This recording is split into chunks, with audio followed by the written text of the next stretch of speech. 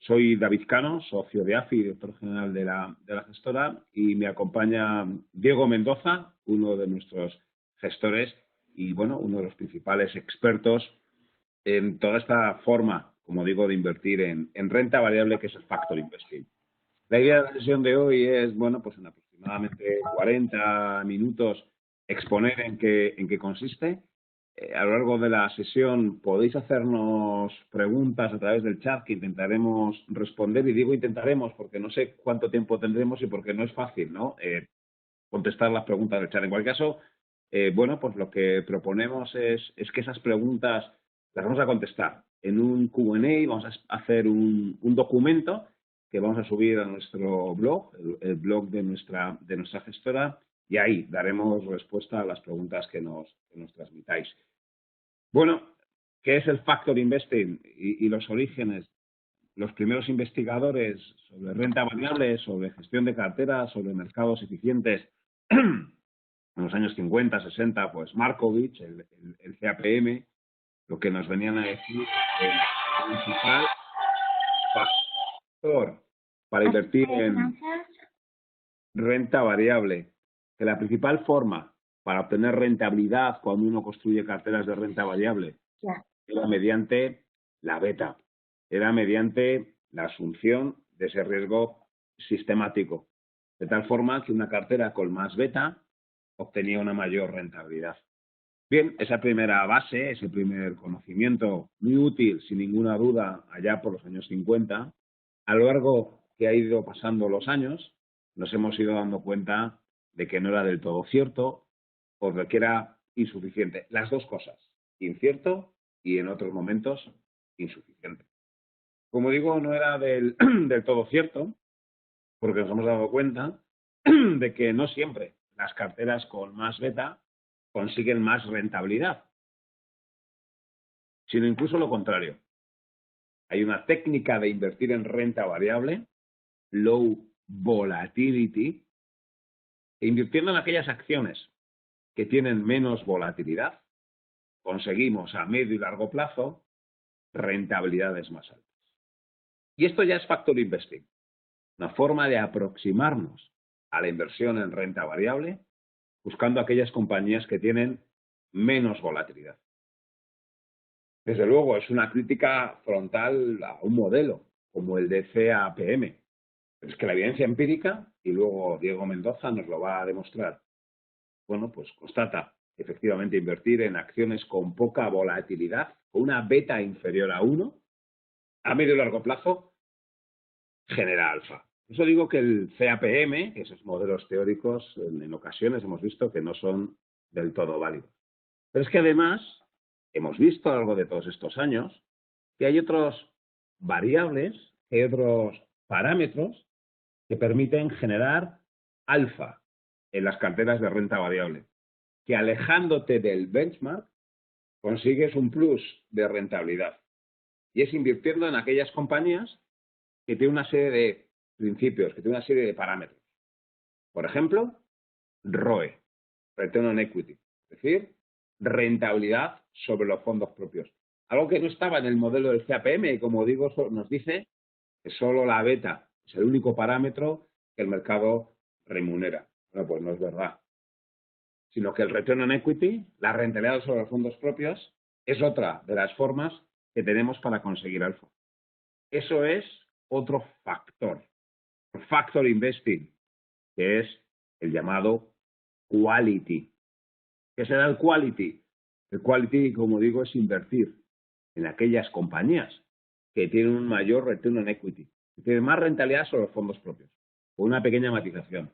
Y es que esa rentabilidad sobre los fondos propios se consiga sin apalancamiento, se consiga sin endeudamiento. No vale que el ROE sea muy alto con un ROA muy bajo, pero porque está muy apalancada la compañía. No, hay que buscar ROEs altos, consistentes y además que se consigan sin endeudamiento, sin apalancamiento. Eso es invertir en factor investing.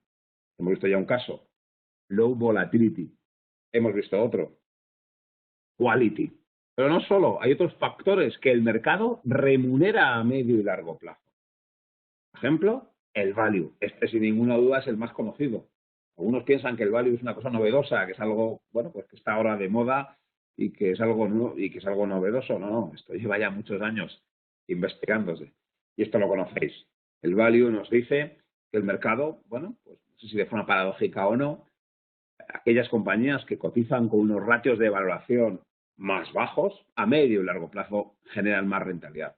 Yo creo que es obvio, ¿no?, que aquellas compañías que están baratas, seguramente por la eficiencia de los mercados, a medio y largo plazo consigas más rentabilidad. Fijaos que otra de las ideas sobre las que queremos marcar es que el factor investing es eso, es invertir en renta variable a medio y largo plazo para intentar generar alfa, es alejarnos de los benchmark, priorizando o sobreponderando a aquellas compañías que reúnen una serie de características que son muy, muy básicas. Esto no es un black box, esto no es hacer ecuaciones diferenciales o un modelo multiecuacional, no, no, no. Es buscar compañías con poca volatilidad. Es buscar compañías con alta rentabilidad sobre los fondos propios. Es buscar compañías que están baratas. O es buscar compañías que tienen un tamaño medio. Size es el otro de los factores.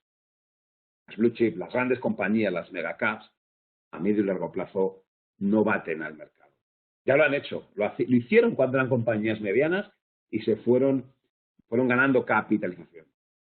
Las microcompañías, seguramente muchas puedan convertirse en grandes compañías, pero otras cuantas terminan por caer.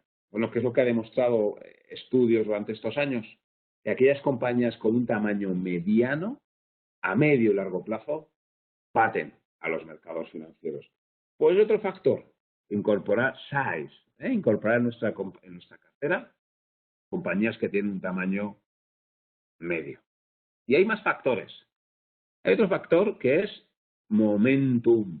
El momentum, a su vez, tiene dos componentes: momentum precio y momentum beneficio por acción. ¿Y en qué consiste el factor momentum precio? Bueno, en incorporar aquellas compañías que están subiendo. Están subiendo, por ejemplo, en los últimos 3 meses, los últimos 6, en los últimos 12 meses. Y esto, bueno, pues son todas las variables que a medio y largo plazo se comprueba que generan alfa, que generan una rentabilidad diferencial. Aquellas compañías que están subiendo tienden a mantener ese momentum. No dejen de subir, evidentemente hay que revisar la cartera y sustituirlas por otras. Porque esta es otra idea importante que queremos comentar del factor investing. Exige un rebalanceo. Luego, no un rebalanceo de todos los días. En nuestros modelos hacemos un rebalanceo trimestral, un rebalanceo semestral. Factor investing no es una gestión activa porque se aleja de los benchmark, tiene por lo tanto tracking error, pero no es gestión activa porque estemos modificando la composición de la cartera de forma muy activa. De hecho, la composición de la cartera la podemos modificar cada 6 meses. Cada 6 meses vemos aquellas compañías con más ROE, vemos aquellas compañías con menos volatilidad, vemos aquellas compañías con más momentum en precio y sustituimos unas por otras. La evidencia nos dice que los cambios son poco frecuentes. No hay grandes rotaciones en las carteras. Luego Diego entrará más en esto, pero otra de las ideas que cómo materializamos nosotros las carteras de Factor Investing es que busca cierta equiponderación de las acciones que incorporamos. No tiene en cuenta un criterio de ponderación en función de la capitalización bursátil, como sí que tienen los principales índices. Si una compañía capitaliza más que otras, va a pesar más en ese índice. Aquí no por el hecho de que tengas más market cap, vas a pesar más. No, porque aquí el principio market cap no vale. Pero aquella compañía que tenga más ROE va a estar metida en la cartera, pero no va a pesar más o menos en función de su capitalización. Ni siquiera la que tenga más ROE va a pesar mucho más que el resto. Se busca la equiponderación. Claro, fijaos de nuevo, el factor investing al principio puede sorprender un poco, pero luego son reglas tremendamente básicas. Voy a tener una cartera más o menos equiponderada de títulos, más o menos, evidentemente no están todas equiponderadas, pero más o menos equiponderadas, que voy a modificar su composición cada 6 meses, que evidentemente tiene un horizonte de inversión a medio y largo plazo y en ese medio y largo plazo genero alfa. voy a buscar compañías poco volátiles, voy a buscar compañías con alto ROE, voy a buscar compañías medianas. Cuidado, no quiero que tengan todo, ¿eh? No tengo que buscar una compañía low volatility, alto ROE, tamaño medio, no. En cada grupo, de cada factor elegiré unas cuantas. Voy a elegir aquellas compañías que tengan momentum en precio. Voy a elegir aquellas compañías que tengan un PERM bajo. Y voy a elegir aquellas compañías que tengan momentum en beneficio por acción. Aquellas compañías que en los últimos 6 meses, 3 meses, 12 meses han estado incrementando su beneficio por acción, son las que voy a incorporar en cartera. Y poco más, en esta introducción tenéis una documentación que, por cierto, os haremos llegar, una documentación potente, es la documentación que utilizamos en nuestros cursos de gestión de carteras, en nuestro máster de finanzas, en nuestro PDD, en nuestro curso de verano, evidentemente en nuestra función, en nuestra gestión, en nuestro trabajo. Es una documentación que vamos a compartir con vosotros, evidentemente os la vamos a enviar. Es potente, no nos da tiempo a verla toda, pero que en general los aspectos más importantes yo creo que están recogidos y hemos comentado, ¿no? Y vuelvo otra vez a hablar de cuáles son los principales índices, porque es verdad, esto del Factor Investing ya está arraigando y hay índices. MSCI calcula índice del value, del size, del momentum, del quality, del dividendo, de mínima volatilidad. Aquí hay un debate también muy interesante. Vale, yo ya he incorporado el Factor Investing en mi cartera. Voy a meter, por ejemplo, el factor quality. Ese factor quality, yo ya tengo un índice de MSCI quality. ¿En qué hago? Me pego a él y me compro un ETF que hace quality. Me compro un fondo de inversión que trata de batir a ese índice del quality. Esta es la doble vertiente. Nos aplicamos las dos cosas. En nuestras carteras incorporamos factor investing y en nuestras carteras incorporamos ETFs que replican índices de factor investing, pero también tratamos de batir a esos índices de factor investing, ¿vale? Ahí tenéis, como digo, toda la documentación, ahí tenéis ejemplo de una cartera value. Está toda la documentación, está actualizada el 30 de abril. Por tanto, documentación potente en cuanto a extensión y documentación que hemos actualizado a 30 de abril. El por qué, ya lo he comentado, al final genera alfa a medio y largo plazo, al final genera carteras mucho más diversificadas, mucho menos concentradas de lo habitual. Evidentemente, esto genera tracking error, son carteras que generan tracking error, pero ese tracking error genera alfa a medio y largo plazo. Son carteras que están más diversificadas por sectores, por países, compañías y cuyos resultados gráficos son muy, muy positivos. Pero voy a dejar ya a Diego para que profundice en esta demostración de que los resultados son positivos. Diego, cuando quieras. Muy bien, muchas gracias, David. Muchas gracias a todos los asistentes. Y lo que voy a comentar yo es cómo se puede invertir, sobre todo por qué se debe o creemos que hay que invertir en Factor Investing. Y voy a enseñaros un ejemplo, unos datos teóricos y un ejemplo de una cartera real con la que llevamos nosotros ya prácticamente 3 años. Es una cartera de lo que llamamos long only, que tenemos ahí. Una cartera multifactorial, como comentaba David, se puede invertir en un factor o se puede invertir en varios factores. Es una cartera en la que incluimos, también como decía David hace un momento, inversión a través de ETFs e inversión a través de fondos de inversión. Es una cartera en la que además también incluimos inversiones en acciones, inversiones en directo, inversiones en función de un modelo nuestro que tenemos de selección pues de los diferentes factores que ha comentado David dentro del mercado europeo. El análisis está basado, fundamentado en el mercado europeo. Dentro de lo que llamamos estrategias long only, cuando hacemos una primera aproximación al factor investing, porque hemos visto que es algo que funciona y creemos que tiene sentido incorporar en la cartera, la primera decisión que tenemos que hacer es: ¿invierto en un factor o invierto en varios factores, o invierto en todos los factores. Para nosotros, invertir en un solo factor es una decisión complicada, es una decisión compleja porque es muy difícil acertar. Y yo aquí siempre, cuando lo cuento, como decía David, en las clases del máster, en nuestros PDDs y demás, siempre pongo el ejemplo del factor size. Imaginaos que estamos en el año 2005, nosotros leemos, investigamos, hacemos estudios sobre el factor investing y cuando acaba el año 2005 vemos que el mejor factor, como tenéis en la tabla de la página 55, el mejor factor es el factor size, que registra una rentabilidad del 30,7%. Decimos, bueno, vamos a esperar un año más a ver cómo funciona de verdad esto y esperamos al año siguiente y vemos como en 2006 el factor size vuelve a ser el mejor factor con una rentabilidad del 29,3%. Y decimos, bueno, pues venga, voy a invertir en el factor size, que parece que en los últimos años lo está haciendo muy bien y tiene pinta de que esto puede ir muy bien. Pues llegamos a 2007 y factor size es el que peor comportamiento registra, con una caída del 6%. Podemos pensar, bueno, es algo transitorio, viene de 3 o 4 años muy buenos, vamos a mantener la inversión. El año 2008, de nuevo, factor size, el peor, con un menos 48%. Entonces tiramos la toalla, llegamos a la capitulación y decimos, el factor size no me gusta y lo vendo, y pasa 2009 y el factor size vuelve a ser mejor con un más 40%. Lo que quiero reflejar con esto es que lo que nosotros creemos es que para invertir en factor investing o para hacer una cartera factor investing puede tener más sentido hacer una aproximación con carteras de lo que podemos llamar multifactoriales.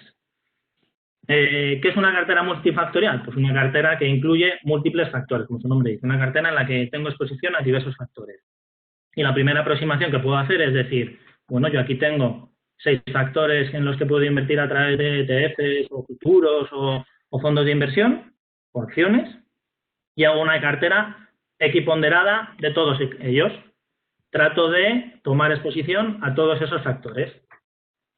¿Funciona esto? Pues como tenéis en la página 56, en un análisis histórico de rentabilidad-riesgo, clásico análisis de volatilidad y rentabilidad anualizada, en el periodo histórico que tenemos datos desde el año 2002, en ese periodo el MSCI Europe, el benchmark de referencia, ha registrado hasta el 30 de abril, como comentaba David, una volatilidad de alrededor del 15% y una rentabilidad anualizada algo superior al 3%, de un 3,1%.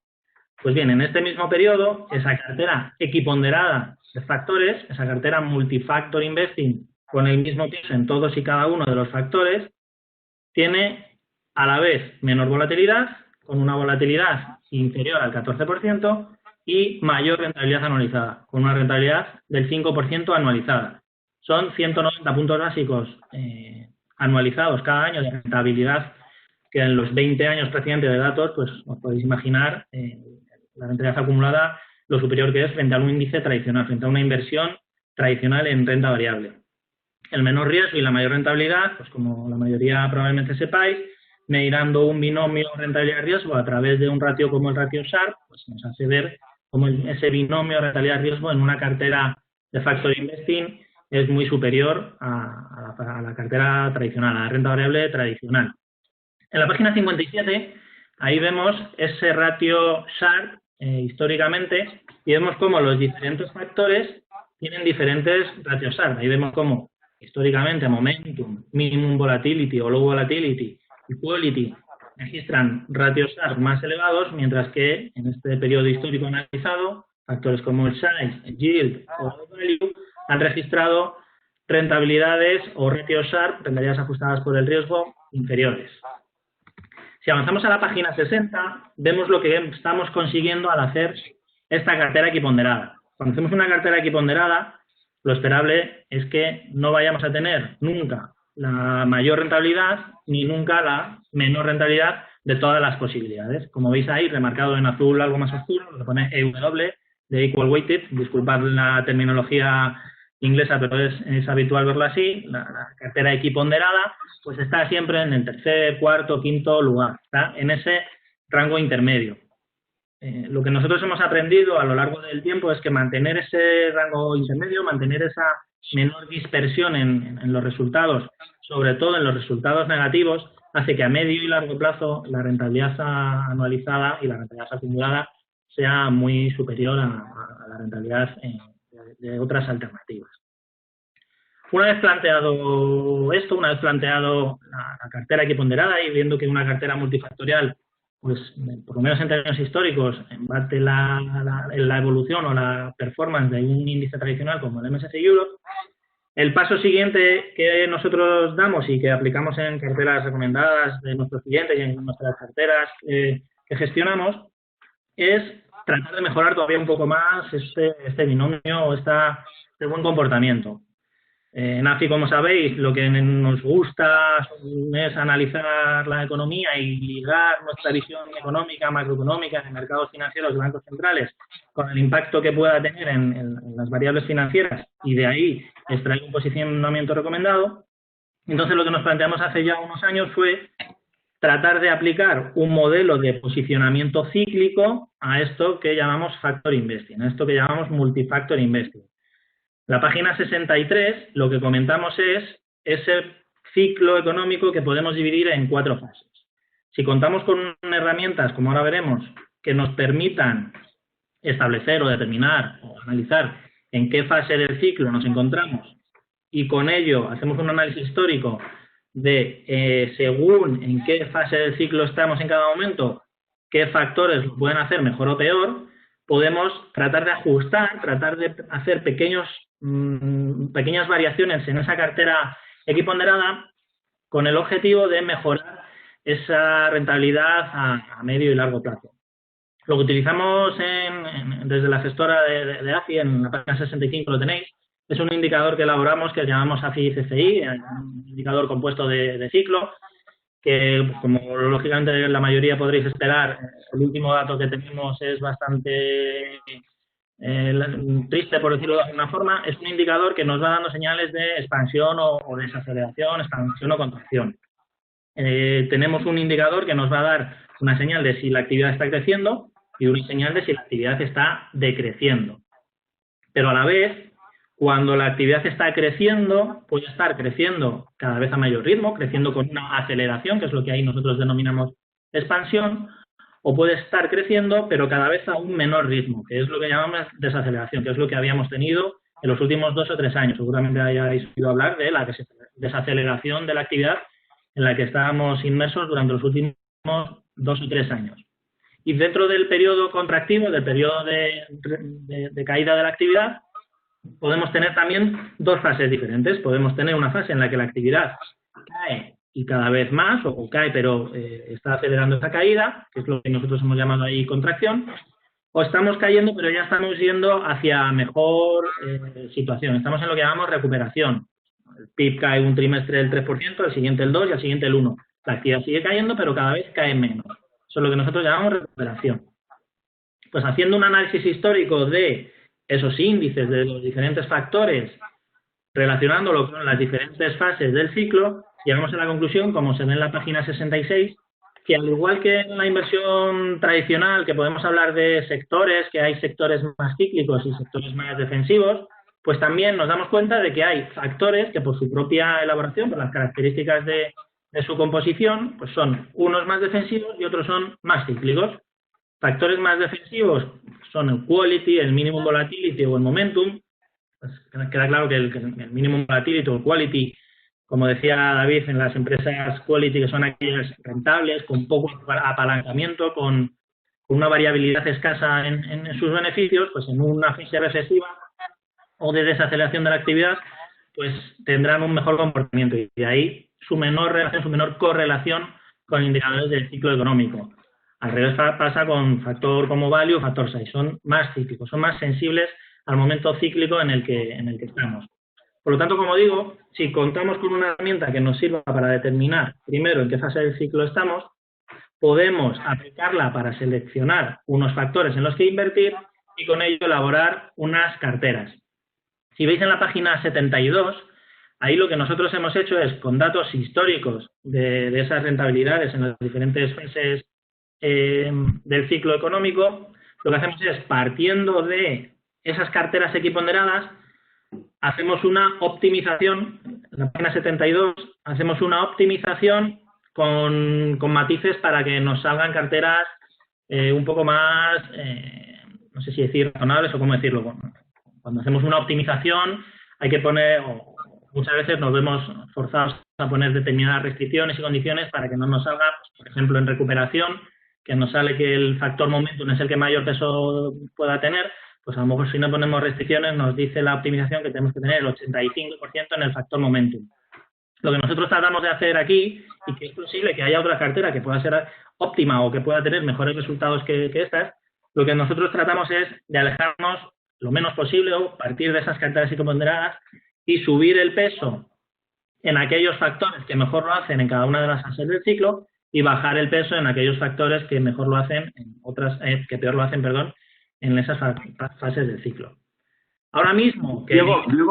Diego, perdona que le interrumpa, pero mira, que hay una pregunta que viene muy en línea. ¿Qué datos hemos utilizado para realizar estos cálculos?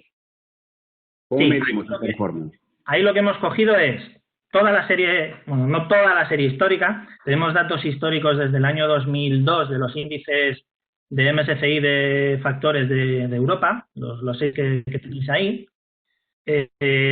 Cogimos una serie de datos suficientemente amplia para hacer una regresión en función de, pues si hoy me da la página, bueno, no hace falta volver atrás, si hoy me da que la fase del ciclo es expansión, pues cómo lo hace cada uno de esos factores en los periodos siguientes, en rentabilidad-riesgo. Hacemos una optimización con un ratio Sharpe. En cada una de las fases del ciclo vemos qué factor lo hace mejor a continuación y esos son los factores que vamos jerarquizando y optimizando para las diferentes carteras. Entonces, eso lo hicimos. El periodo de cálculo, entonces, desde el año 2000... Eso lo hicimos, esto ya llevamos tiempo, bien lo sabes, David, con ello. Lo hicimos hace ya 4 o 5 años a lo mejor, empezamos a estudiarlo. Lo hicimos con datos de la muestra fue como de unos 10 años, luego lo empezamos a aplicar con el periodo suficiente. Y la idea es que estas carteras sean fijas, que siempre que estemos en contracción, pues tengamos un 30% en quality, un 25% en minimum volatility, un 20% en value, etcétera. Exacto. Vamos, que hay backtesting suficiente. Sí. Hay fases expansivas, recesivas y... Sí, de hecho, en la página 69 veis el número, lo hemos pasado un poco más rápido, veis el número de periodos que hay en cada una de las fases en el periodo histórico y aunque lo miramos mensualmente, como decías antes, no se hace rebalanceo mensualmente porque no se cambia de fase tampoco todos los meses, sino que más o menos en media, históricamente, una vez cada 6 meses aproximadamente, hay un cambio de fase, pues de expansión a desaceleración o a contracción, etcétera. Exacto, y unos 200 y pico meses es lo que... Eso es. Muy bien, gracias, Diego. De nada. Entonces, los resultados de esta cartera, de estas carteras, lo que nosotros esperábamos, y así demuestra el análisis histórico y continuado cada vez que lo actualizamos, es que se bata no solo al índice tradicional, sino a esa cartera equiponderada que comentábamos hace un rato. Y eso es lo que vemos en la página 73. La página 73, el mismo gráfico de volatilidad-rentabilidad que veíamos antes, hemos añadido lo que llamamos AFI, esa cartera que tiene el ajuste por el ciclo económico, que va reponderando los diferentes factores, y cómo a esa rentabilidad de 190 puntos básicos más que el índice que sacaba la cartera equiponderada, pues en el caso de esta cartera que hace ajustes por ciclo, son 300 puntos básicos, recuerdo, en rentabilidad anualizada, es más de un 6% de rentabilidad anualizada en términos históricos. No solo en rentabilidad, sino que también en volatilidad lo hace mejor, como veis la volatilidad ya se reduce hasta el 13,2% y esto, pues en la página 74 lo veis, es un saltito más, un escalón más que se sube en el ratio Sharpe a la cartera equiponderada. Si partimos de un MSCI Europe y aplicamos una cartera equiponderada Factor Investing a medio y largo plazo, lo esperable es que nuestros resultados en rentabilidad riesgo sean mejores. Si hacemos esos ajustes por ciclo, lo esperable es que esos resultados pues sean un poquito mejores todavía. En la página 78 tenéis gráficos de evolución histórica, que tampoco quiero estirarme mucho más con esa parte, donde veis la evolución histórica desde enero de 2002, como decíamos, del MSCI Europe, de la cartera equiponderada y de la que ajustamos por ciclo económico, y en el gráfico de la derecha lo que veis es el diferencial acumulado de rentabilidad de la cartera nuestra, de la cartera AFI, frente al MSCI Europe. Ahí lo que tratamos de reflejar es que no es que se haya generado una rentabilidad en un periodo concreto muy elevada y luego se haya mantenido un comportamiento muy similar entre las dos carteras, sino que hay cierta recurrencia. Obviamente no es una línea recta y no siempre se lo va a hacer mejor, porque a veces el ajuste del ciclo no corresponde 100% con el ajuste que se debería hacer en el posicionamiento en renta variable, pero sí veis que hay mucha consistencia en esa rentabilidad acumulada. Así que se va acumulando de manera muy consistente el diferencial de rentabilidad que podemos acumular.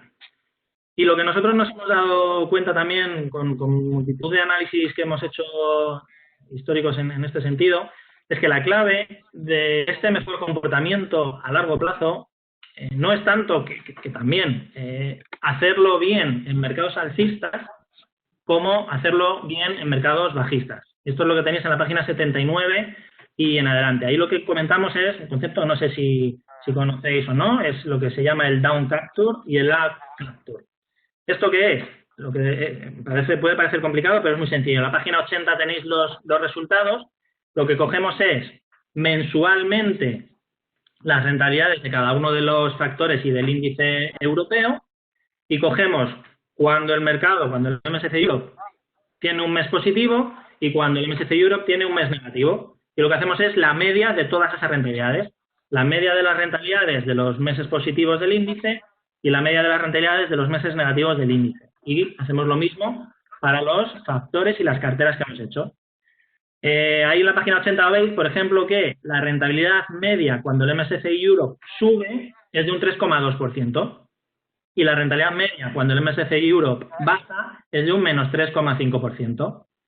Pues cuando el MSCI Europe sube, size, value suben más que el índice, tienen rentabilidades medias del 3,5, 3,4, y si se divide el 3,5 entre el 3,2, nos da el 110% que tenéis ahí como up capture, o el 3,4 entre el 3,2 nos da el 108% que tenéis ahí como up capture. Es decir, qué porcentaje de la subida coge la cartera o coge nuestra exposición al mercado. Y el down capture lo mismo. Disculpadme que ahí está mal el título de la gráfica de la tabla de abajo. Con el up capture también, eso es down capture, es qué porcentaje coge de la bajada. Y ahí veis cómo, por ejemplo, pues minimum volatility en mercados bajistas, cuando el MSCI Europe cae, lo hace en media un 3,5%, minimum volatility cae solamente un 2,2%. Dividiendo el 2,2 entre el 3,5, tenemos ese 62% de down capture. Pues como digo, nos damos cuenta que es importante capturar mucha subida, pero sobre todo es importante a medio y largo plazo capturar poca bajada. ¿Por qué? Porque si al final tú vas cayendo menos cuando el mercado cae, cuando haya una subida, aunque no coges toda la subida, vas a partir de un punto más elevado y la capitalización compuesta, ese efecto de la capitalización compuesta, la magia de la capitalización compuesta que llaman algunos, nos hace que a medio y largo plazo nuestros resultados sean mejores. Si lo veis ahí, nuestra cartera multifactorial ajustada por ciclo en subidas lo hace algo peor que el índice, se queda un poco atrás. Si el índice sube un 3,2 de media, nuestra cartera sube un 3%, es decir, en un mercado alcista lo esperable es que nuestra cartera se pueda quedar un poco atrás, y así lo hemos visto, lo he pasado un poco rápido, pero así se ve en un mes como abril. Si queréis ahora volvemos un momentito atrás y lo veis, pero en mercados bajistas ese ajuste de ciclo que hace que la cartera tenga un down capture de solo el 80%, y eso es lo que hace que a medio y largo plazo la cartera muestre un mejor comportamiento relativo. ¿Quiere decir esto que no vayamos a tener caídas si invertimos en factor investing? No, esto es renta variable, esto tiene volatilidad. Hemos visto que tiene menos volatilidad que el índice, pero en medio tiene un 12, un 13% de volatilidad, pero sigue teniendo volatilidad. Si veis en la página 81, ahí graficamos el drawdown, las caídas de un máximo hasta un mínimo, y veis cómo el máximo drawdown de nuestra cartera históricamente es de un 50%. O sea, tiene caídas fuertes, caídas como la renta variable, pero sí que se puede ajustar a medio y largo plazo. Y el objetivo es, en la página 82, pues de nuevo, tener una cartera que no vaya a ser nunca la mejor, porque estamos haciendo una cartera que tiene todos los factores, pero no vaya a ser nunca la peor, y sobre todo que si me estoy, permitidme la expresión, complicando la vida, haciendo ajustes según el ciclo y demás, pues mejorar el resultado de la cartera equiponderada como hemos visto. Pues en 3 de cada 4 años esa cartera nuestra, ajustada por ciclo, ha batido históricamente a la cartera equiponderada y al MSCI Europe. En este caso, perdona Diego, o sea, efectivamente, aquí queremos demostrar que la equiponderación en Factor Investing ya bate al mercado, y eso es un punto. Si además quieres optimizarlo, pues ese es nuestro modelo, pero ya la equiponderación funciona bien. Me preguntan, ¿por qué lo hemos hecho para...? O sea, se puede aplicar para todas las bolsas. Nosotros tenemos el análisis mucho más en profundidad para la bolsa europea, porque nuestros clientes invierten mucho más en bolsa europea, pero efectivamente se puede hacer para bolsa americana, para bolsa emergente, aunque ahí funciona un poco peor, la verdad es que ahí no funciona bien, en bolsa de Estados Unidos sí, y también en bolsa global, aunque en bolsa global es más complicado por el enorme número. Pero efectivamente, ¿no, Diego? Existen fondos, ETFs de en mi lista de tareas, de hecho, lo tengo ahí pendiente, efectivamente, como dices, por la propia demanda de nuestros clientes y por cómo vemos que es la composición, sobre todo por cómo ha sido históricamente la composición, que también una de nuestras labores es tratar de ampliar esa educación financiera, esos conocimientos financieros y esa diversificación geográfica. Pero es verdad que los estudios, o como lo estáis viendo, hasta ahora lo hemos profundizado mucho más en Europa, pero cierto es que en mente tengo ampliarlo primero a Estados Unidos, porque también es un mercado donde hay más gama de ETFs, fondos, etcétera, y es un mercado más profundo. Y tengo interés en ver cómo bien mal salen los resultados, porque muchos conoceréis, ¿no? El mercado estadounidense es más eficiente a lo mejor que el europeo y tengo mucho interés. Ya no solo de mi día a día de gestión, sino también interés intelectual en ver si funciona tan bien como en Europa, y efectivamente también en emergentes hay índices y gama y en global. Pero sí, lo haremos. En emergentes ya hicimos alguna cata previa y ahí sí vimos que funcionaba un poco peor. Sí. En mercados emergentes. También porque los propios emergentes no son demasiado homogéneos entre ellos. Igual lo que hay que hacer es, oye, Factor Investing en Asia, o Factor Investing en China, o Factor Investing en Latinoamérica. Bueno, es un punto en el que se puede avanzar, claramente. Eso es.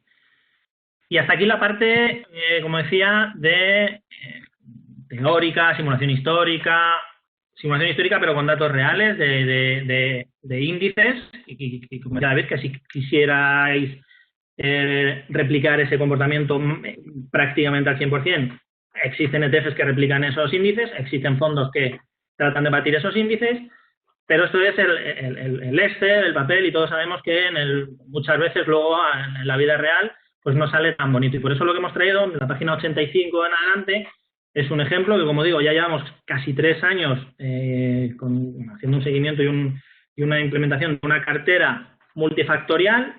Y es una cartera multifactorial, en la página 87 lo veis, global. Global en el sentido de... Es una cartera en la que tenemos exposición tanto a través de ETFs como fondos de inversión y exposición a través de acciones. Es una cartera multifactorial global porque tenemos exposición a varios factores, o podemos tener exposición a varios factores, y es una cartera global porque, si bien es cierto que tiene un peso mayoritario, más o menos 2/3 de la exposición en términos de divisa es euro, tiene un peso mayoritario en el mercado europeo, tiene algo de ETFs multifactoriales globales o de Estados Unidos también, para tener ese sesgo algo internacional. ¿Cómo está actualmente posicionada esa cartera? Pesos redondeados, en la página 88 tenéis. Ahora mismo, más o menos, la cuarta parte de la cartera es fondos y ETFs multifactoriales, y eso lo tenemos ahí más o menos de manera estructural, como podéis ver ahí en la tabla. Y luego en la parte que llamamos dinámica es donde aplicamos los modelos de posicionamiento cíclico, y a eso le tenemos asignado el otro 75%.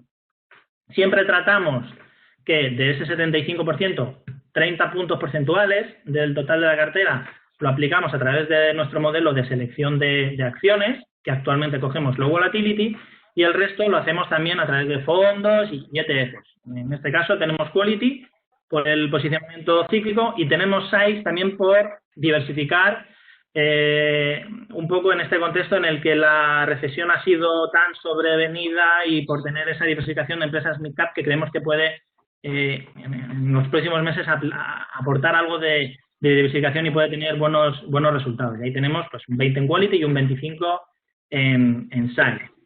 ¿Cómo está posicionada la cartera? En páginas siguientes tenéis un poco la composición. Por no alargarme mucho más, pasando a la página 94, el análisis de resultados, la página 95, veis como la cartera, pues desde junio de 2017 que comenzó, lleva acumulada hasta cierre de abril una rentabilidad prácticamente del 10%, mientras que el MSCI Europe lleva acumulada una rentabilidad pues redondeando del menos 10% o menos 12%. Es decir, hay un exceso de rentabilidad de más de 20 puntos porcentuales en estos casi 3 años. Y en las páginas siguientes, 96, etcétera, lo que tenéis es la evolución año a año para ver cómo, pues en la página 96, en 2020, en el periodo que hemos tenido, febrero-marzo, de fuerte corrección, la cartera cayó, pero lo ha hecho algo mejor que el mercado. En la página 97, en 2019, también lo hizo mejor que el mercado. En 2018, en la página 98, también lo hizo mejor que el mercado, bastante mejor. Y en la página 99, en 2017, también lo hizo mejor que el mercado. Es decir, en todos los periodos, 2017 no es año completo porque empezamos a mitad de año, 2017, 2018, 2019 y lo que llevamos de 2020, en todos los periodos, la cartera lo está haciendo mejor que el mercado. Y como digo, esto es una cartera real, con fondos, con ISINES, con acciones y con 30 acciones, por ejemplo, que está en nuestro factor ahora mismo de low volatility que tenemos en cartera y que a la vista de los resultados pues nosotros estamos bastante contentos. Y que ahí, desde luego, Diego, a disposición de todos vosotros, si queréis, la podemos mandar, las acciones, los fondos. Sí, de hecho, aquí hemos puesto un extracto más pequeño. El documento de seguimiento de la cartera que hacemos tiene más datos de qué está aportando a la cartera, más o menos, pues qué divisas, qué instrumentos, si son las acciones, los ETFs. Tenemos también datos de rentabilidad riesgo, tenemos datos de la composición exacta de la cartera de importe, que ahora lo hemos quitado para aligerar un poco la presentación, pero efectivamente a disposición si queréis el informe completo del seguimiento de la cartera sin ningún problema, totalmente dispuestos a ello. Eso es. Y esto es la parte de estrategias, lo que decíamos, long only. Ahora te dejo, David, para que comentes lo que también nos gusta mucho y que también aplicamos en carteras y en nuestro fondo de inversión, las estrategias long short, que dan mucho juego también. Eso es. En estos 10 minutillos, y aprovecharé para contestar una de las preguntas que he visto que me quedan pendientes. Bueno, como sabéis, las estrategias long short, estrategias de retorno absoluto, tienes que ponerte largo en una acción y corto en otra, o largo en un índice y corto en otro, o largo en un factor y, por ejemplo, corto en un índice bursátil. ¿Qué es lo que consigues con una estrategia long short? Esa rentabilidad extra, ese alfa que te genera la acción, que te genera un mercado contra otro, un fondo de inversión o un factor. Si lo que hemos visto es que los factores generan alfa a medio y largo plazo, pues tiene sentido hacer una estrategia long short. Si nosotros aplicamos, esto ya no serían fondos de renta variable, sino que lo puedes tener en fondos de gestión alternativa, o como nos gusta a nosotros, y así lo tenemos en la AFI Global, por ejemplo, que un trozo de la cartera lo tenemos en gestión alternativa. Y que ha ido creciendo en los últimos años, como sustitución a la renta fija. Esto ya sé que va un poco paradójico, y es cómo habéis sustituido bonos que pagaban un 2 o un 3%, bueno, porque han dejado de pagarlos, y lo hemos sustituido por una posición larga en un ETF de un factor, pero acompañada de una posición corta en el futuro sobre el Stoxx 600. Esa posición larga en un ETF de un factor y corta en un futuro sobre el Stoxx 600 tiene una volatilidad del 3,5%, 4%, es decir, muy parecida a la volatilidad de la renta fija. Y ha generado un alfa que ahora lo vamos a ver, desde luego muy, muy importante. Ponemos un ejemplo, long en un ETF de Amundi que replica el MSCI Europe y en concreto el Quality. Ahí tenéis el índice de referencia. Esta es un poco la pregunta que se me hacía así. Nosotros utilizamos fundamentalmente los índices MSCI. Y ahí tenéis el índice y Bloomberg da toda la información, no solo del índice, sino evidentemente también del ETF. Un ETF con sus costes bajos como todo ETF, de 0,23, es un ETF de réplica física, en fin, un poco todos los parámetros que sabéis. Ahí tenéis la evolución del ETF Ahí tenéis, como digo, más parámetros, máxima rentabilidad. Fijaos este dato que va a ser importante para luego cuando calculemos el número de futuros a vender para hacer la cobertura. La beta, antes lo ha comentado Diego, en general casi todos los factores tienen beta por debajo de 1. También, evidentemente, el quality. Fijaos, una beta del 0,60 aproximadamente. Como sabéis, las betas no son constantes y esto nos obliga a hacer reajustes en el número de futuros a vender, pero en general tienen betas bajas. Claro, el coeficiente de correlación es 0,7. No es 1. Esto es gestión activa. Esto tiene tracking error contra el MSCI y es lo que conviene conocer. Nos vamos a poner cortos contra el Stocks Europe 600. ¿Por qué es contra este mercado contra el que nosotros creemos que el quality va a generar alfa? Nos ponemos corto en este futuro. Como sabéis, qué importante es para calcular el número de futuros a vender saber el nominal del futuro. Para calcular el nominal, índice por multiplicador, en este caso el multiplicador 50, por lo tanto, número de futuros a vender, bueno, aquí está contado. 1 de enero de 2003, nos ponemos largos por 1 millón de euros en ese ETF, que cotizaba ese día en 375,79, por lo tanto compramos 2.661 participaciones. Ese día el futuro cotizaba en 203,25 como su multiplicador, es 50. El nominal de un futuro, 10.163. ¿De cuántos futuros tengo que vender? 98,401. 98,401 lo redondeo, no puedo vender 98,401, sino que vendemos 98 futuros. Y como sabéis, para calcular el número de futuros a vender para una posición corta, hay que multiplicarlo por la beta. Paso la beta, 0,974, y por lo tanto hay que vender 95 futuros. Ahí tenéis el gráfico de la evolución del futuro sobre este 600 y, atención, la evolución de la estrategia long short, que se ve mejor aquí y cuyos resultados, desde luego, son pues muy positivos. Pero fijaos, claro, lo que estamos observando es que esta estrategia prácticamente todos los años desde el 2003 ha generado rentabilidad positiva. Es verdad que empezó mal el 2003 y el 2004 perdiendo, pero fijaos en 2008, una rentabilidad del 11,8. Fijaos el año 18, 6,6. Pero fijaos este año, un 8,5%. ¿Por qué? Porque es básicamente lo que capta esta estrategia long short, es básicamente el alfa que genera esa estrategia. Insisto, es importante hacer la posición corta con el número de futuros correctos a vender. Si consigues combinar una con otra, te queda esa estrategia long short, ¿vale? ¿Qué ha hecho el mercado? Ahí tenéis, este año está perdiendo un 18,2, ¿de acuerdo? Y ahí tenéis el típico, perdona, que lo he pasado por aquí, el típico gráfico en donde podéis ver la evidencia de lo que es una estrategia long short, donde se ve que es beta cero o prácticamente cero. Fijaos como de la línea característica del título, esa correlación generarse que es rentabilidad del benchmark, stock 600, de ordenada, la rentabilidad de nuestra estrategia long short. Esa es una 9 de puntos. Eso, la pendiente es prácticamente nula. Eso no tiene beta con el mercado o es muy pequeñita. Eso no tiene R cuadrado. Fijaos que es prácticamente cero. Esto es un ejemplo claro de estrategia long short. Long, un ETF de, en este caso, el factor quality. Short, posiciones cortas en el futuro sobre el stocks 600. Y ahí tenéis. Sí, dime, Diego. Un pequeño comentario solo. Que puede a lo mejor engañar, porque decimos que lo que buscamos es alfa. Ahí veis que el alfa es 0,0003, es un 0,03%, pero esto es diario, Estos son datos diarios. Analizad esa renta, ese alfa y veréis lo que tenemos en la página siguiente que ibas a comentar, David, perdona. Exacto, ¿no? Porque visualmente a lo mejor el gráfico parece que está en el cero, pero es porque son datos diarios.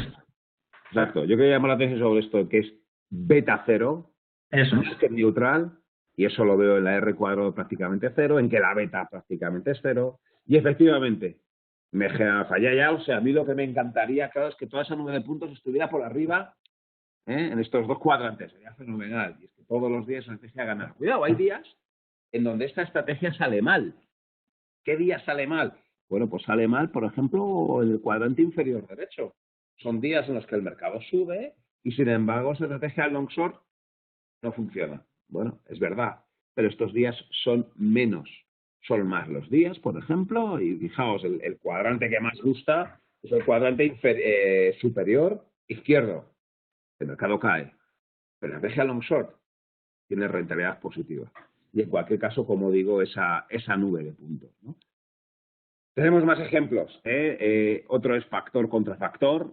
Evidentemente, uno puede estar largo en un factor y puede estar corto en otro. Puede estar largo en la cartera de equiponderada y estar corto en factores. Bueno, ahí tenéis distintos ejemplos y todos ellos marcan un poco la misma idea.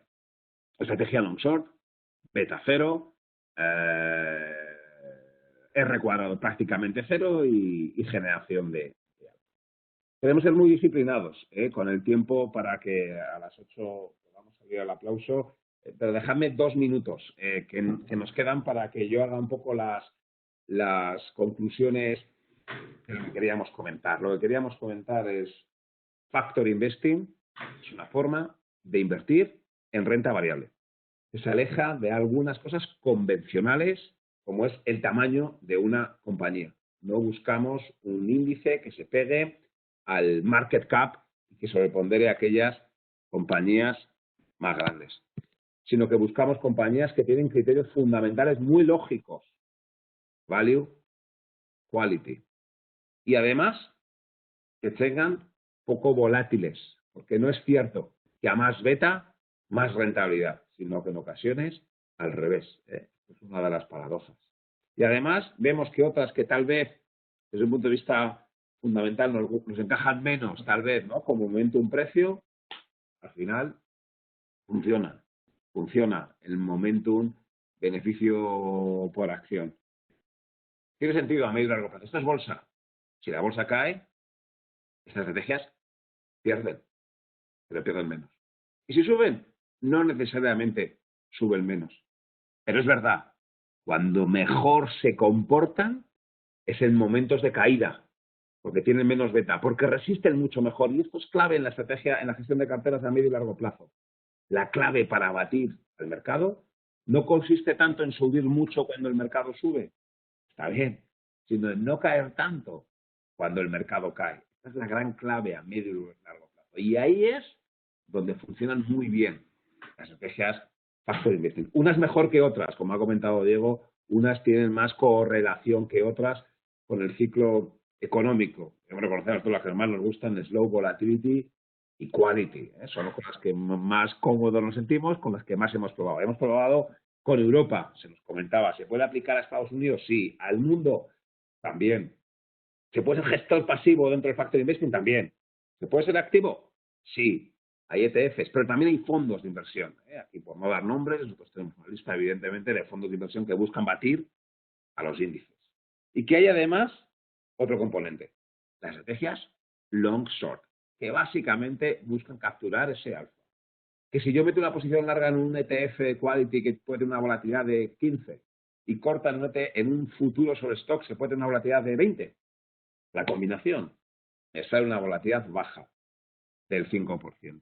Y que funciona a medio y largo plazo. Y que funciona fundamentalmente, pero cuando el mercado cae, caigo menos.